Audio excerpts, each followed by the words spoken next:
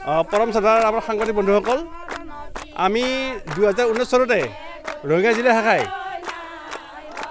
93 সংখ্যক বাৰ্ষিক দিৱসৰ কাৰণে প্ৰস্তুতি চলাই আছে। বিগত 5 বছৰে আমি প্ৰস্তুতি চলাই আছিলোঁ আৰু মই নিজেও প্ৰস্তুতি সমিতিৰ সম্পাদক আছিলোঁ। আৰু আমাৰ আহি এই অধিৱেশন ভাগি অহা 2024 চনৰ 9, 10, 11 তাৰিখে অনুষ্ঠিত হ'ব। আৰু সেই উপলক্ষে আমাৰ ৰঙিয়াত প্ৰায় 225খন প্ৰাইমেৰী আছে, প্ৰাথমিক শাখা আছে। এই প্ৰাথমিক শাখাই বিভিন্ন ধৰণে বিভিন্ন ঠাইত এনেকৈ কামবিলাক চলাই আছে। ইতিমধ্যে আমাৰ প্ৰাথমিক শাখাসমূহে আমি এটা প্ৰস্তুতি সমিতি এটা প্ৰস্তাৱ লৈছিলোঁ। প্ৰথমতেই এই প্ৰস্তাৱত আছিলে আমাৰ যে প্ৰতি ঘৰ গৃহে টকা 3000 আৰু 5 কিলো চাউল আৰু প্ৰতিজন কৰ্মচাৰীয়ে এমাহৰ আয় আৰু পেঞ্চনাৰবিলাকৰ এমাহৰ আয়, ব্যৱসায়ীসকলৰ 1 মাহৰ যিটো ইনকাম হয় সেইটো দিয়াৰ কাৰণে আমি প্ৰতিশ্ৰুতিবদ্ধ হৈছিলোঁ। তেতিয়াতে এনেকৈ আমি প্ৰায় আমাৰ অধিৱেশন ভাগিত প্ৰায় 4 কোটি টকাৰ আমি বাজেট কৰিছিলোঁ। এতিয়া কিন্তু মূল সংখ্যা আমাৰ বাজেটটো 3 কোটি 40 লাখ কৰিছে, কিন্তু পৰৱৰ্তী সময়ত হয়তো আৰু আমাৰ বাজেটটো বৃদ্ধি হ'ব পাৰে। এতিয়া কিন্তু আমাৰ চাৰিওফালে ৰঙিয়া জিলাৰ চাৰিওফালে আমাৰ 13টা আঞ্চলিক আছে। এই 13টা আঞ্চলিকৰ প্ৰতিখন আঞ্চলিকতে প্ৰতিখন প্ৰাথমিকতে এনেকৈ কাম চলি আছে। আৰু একেলগেও আমাৰ য'ত আমাৰ যি ঠাইত হ'ব আমাৰ ভৈৰৱ মনোৰঞ্জনত হ'ব অনুষ্ঠান ভাগি সেই ঠাইতো ইতিমধ্যে বহুত হাজাৰ ভক্তই আমাৰ নাৰা ইতিমধ্যে কাটি আছে।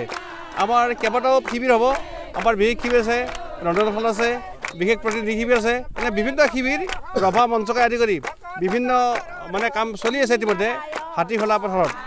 আৰু সেই হিচাপে আমিও আজি আমাৰ ইয়াতে আমি প্ৰাথমিক শাখাই নৰা কাটাৰ ব্যৱস্থা কৰিছোঁ।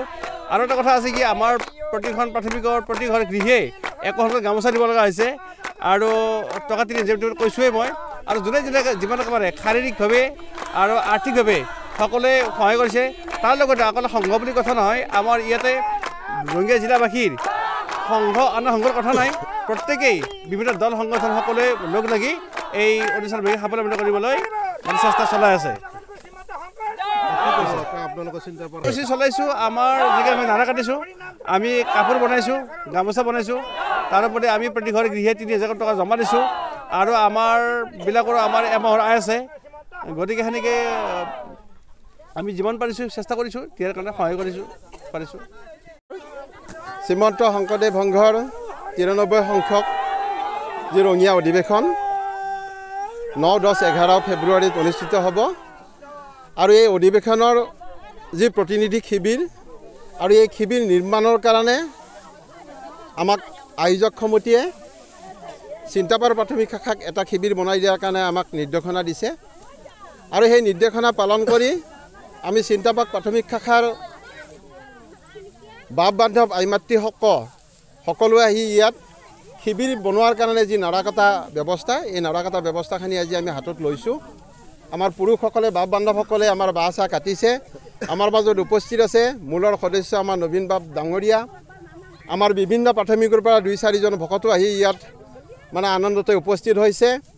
আমি সকলোৱে মিলি আগন্তুক অধিৱেশনৰ কাৰণে যি প্ৰতিনিধি শিবিৰ, এই শিবিৰ নিৰ্মাণ কৰাৰ কাৰণে আজি প্ৰস্তুতি আজিৰ পৰা আমি প্ৰাথমিক শাখা আৰম্ভ কৰিছোঁ। আমি আশা ৰাখিছোঁ, ভগৱন্তৰ ওচৰত প্ৰাৰ্থনা জনাইছোঁ যে আমাক যেন শক্তি দিয়ে, আমি যেন দূৰ দূৰণিৰ পৰা অহা ভকত বৈষ্ণৱক যেন আমি শুশ্ৰূষা কৰাৰ কাৰণে আমি চিন্তাপাক প্ৰাথমিক শাখাই আমি সেইখিনি সুযোগ গ্ৰহণ কৰিব পাৰোঁ। ভকত বৈষ্ণৱৰ যেন কোনো অসুবিধা নহয় তাৰ কাৰণে ভগৱন্তৰ ওচৰত প্ৰাৰ্থনা জনাইছোঁ। আৰু ৰঙিয়া অধিৱেশন শ্ৰীমন্ত শংকৰদেৱ সংঘৰ 93 সংখ্যক যি অধিৱেশন, এই অধিৱেশনখিনি সাফল্যমণ্ডিত হ'ব বুলি আজি আমি আশা কৰিছোঁ। কৃষ্ণ।